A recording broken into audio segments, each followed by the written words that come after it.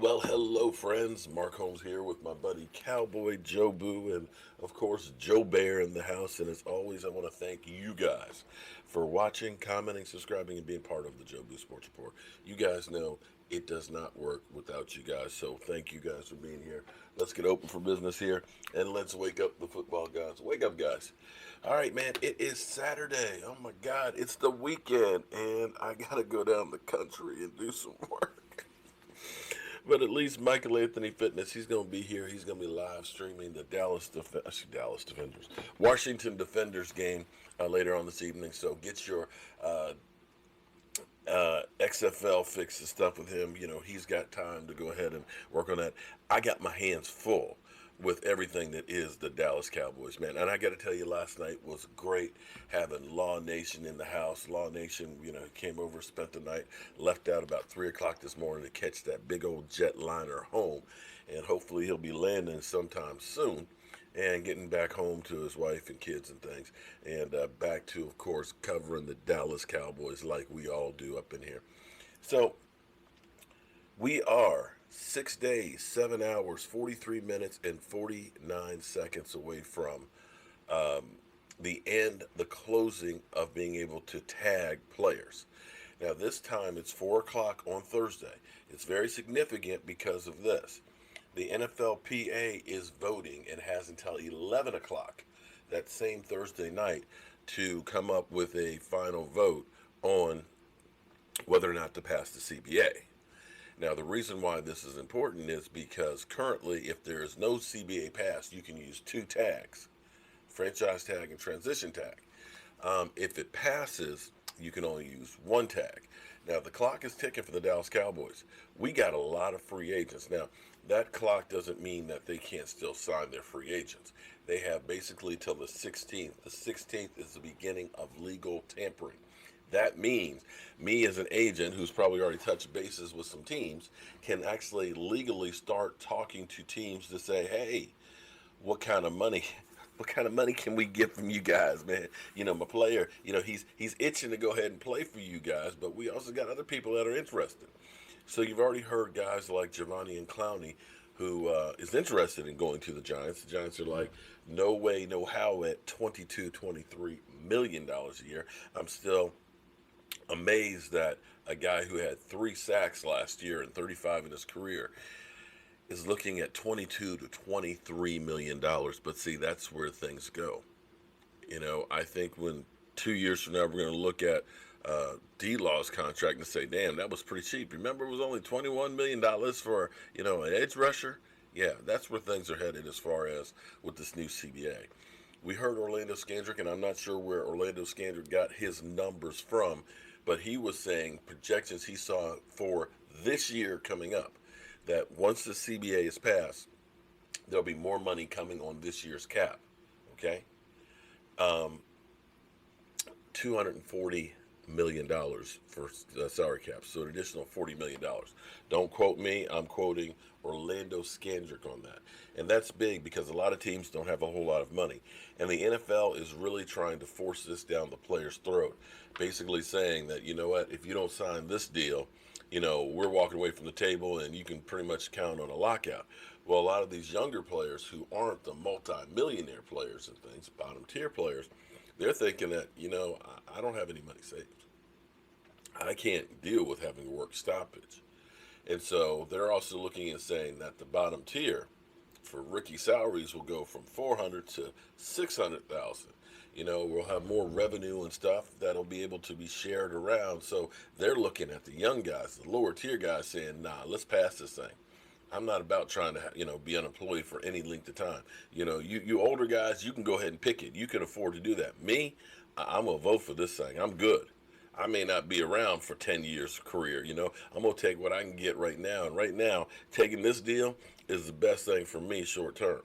And that's one of the reasons why I think it's going to pass.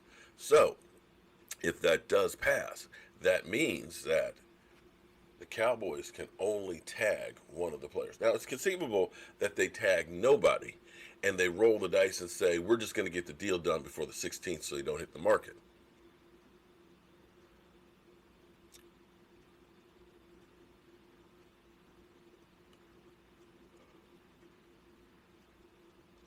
Yeah, that's not going to happen. But I think that they'll end up tagging Dak Prescott just about, and it's going to be funny. It's going to be hilarious because people are going to say, see, they don't believe in Dak Prescott. He's been tagged. He's going to play on a franchise tag. Listen, what that does is it buys the team time until July 15th to get the long-term deal worked out.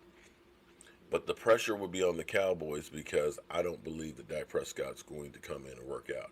I think that he has looked at it and said, I've been the team player. I could have held out last year and said, I'm not going to go ahead and work because I was eligible for a new contract last year because he's a stand-up kind of guy.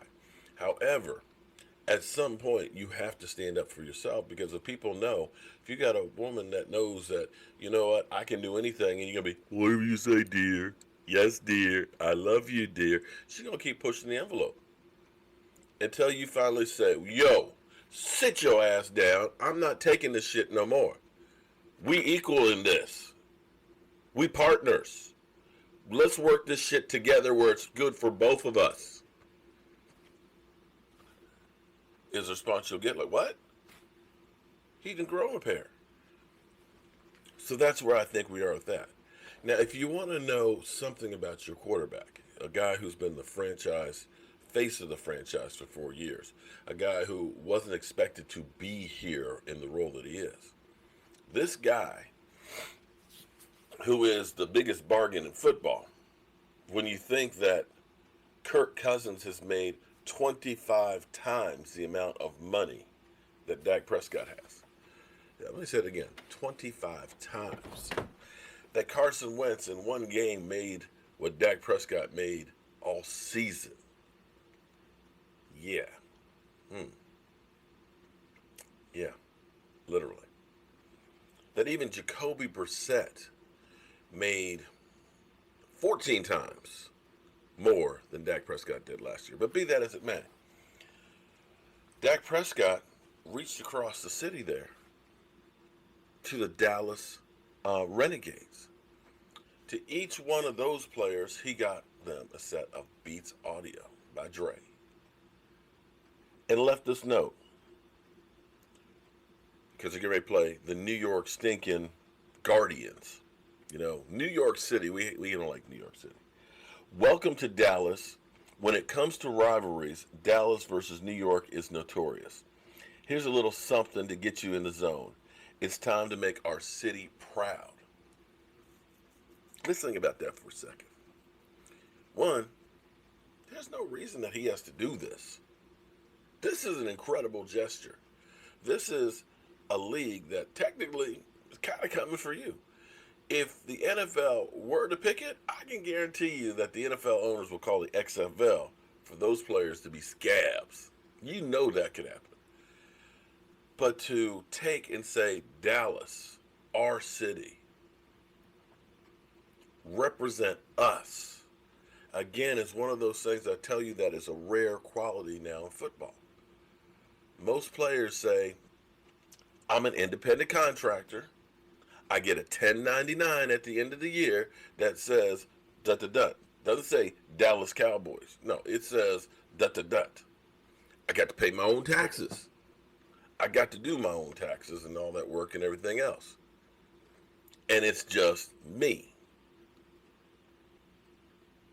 And so I'm looking at it as I have a certain set of skills that's going to only pay me for X amount of time. So I need to maximize my earning potential. And that doesn't matter if I am a Dallas Cowboy, a New York Giant, a Washington Redskin, or a Philadelphia Eagle. Who's going to pay me the most? And they'll say things like, I'm here to help this team right now until that team pays me more. They don't give a rat's ass about the city, the team, anything like that. They don't. I can't blame them because you can be cut at a moment's notice. You can be traded at a moment's notice. And like a doctor, you don't want to be emotionally tied with something that you have no control over. However, when you have a Dak Prescott who talks about representing the city and goes out, spends money on other leagues and other players as a great gesture, that goes to character and leadership. And that's why when that team is in the huddle and shit is down, that those other 10 guys are looking at that guy to calm everybody, to come through and make the plays. And that, my friends, is a difference maker. It's called leadership. All right, I got to get my behind on the road here. I got 150 miles of driving to do, and then I got work to do behind that. I'm going to see if I can get it all done, but if not, I'll probably spend the night down at my in-laws. And no, Mark Holmes' mother-in-law is not my mother-in-law, whoever that person is. There's some creepers out there, just saying. Um, but if I don't come back, of course, I'm going to take my new Mevo right here with me, and I'll live stream from down there. I'm Mark Holmes, and of course, thank you guys, all of you guys, for being part of the Joe B Sports Report. Everybody who had already sent me their email, joined the memberships, not the subscribers, but the channel memberships, you should be getting your shot glasses by Monday. Sent out like 38, I think, yesterday. Sent out 2 of the football racks and tailgate members. There's one more tailgate member that I got to get your address. I think I'm missing you, so I can get your shot glass rack instead of 4 glasses. And the person who ordered 4 glasses, those are on the way too. And our winner chicken dinners from last night. Hold it, let me grab them. You guys got to email me at Cowboys Mark so that way I can get you your prizes from our drawings.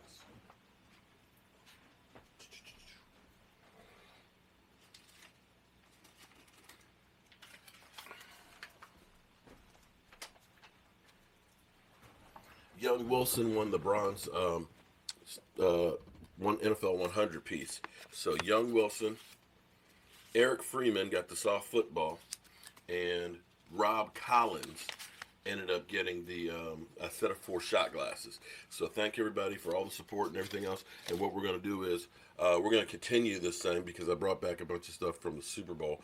We're going to do giveaways, shot glasses, and things like that because you guys are helping the channel to grow, upgrade equipment, and we're going to be having a lot of great events and things for you, the fans, when this season gets here. Starting at the draft, I guess. Maybe sooner. I'm Mark Holmes, and hope you guys have a great day. See you soon.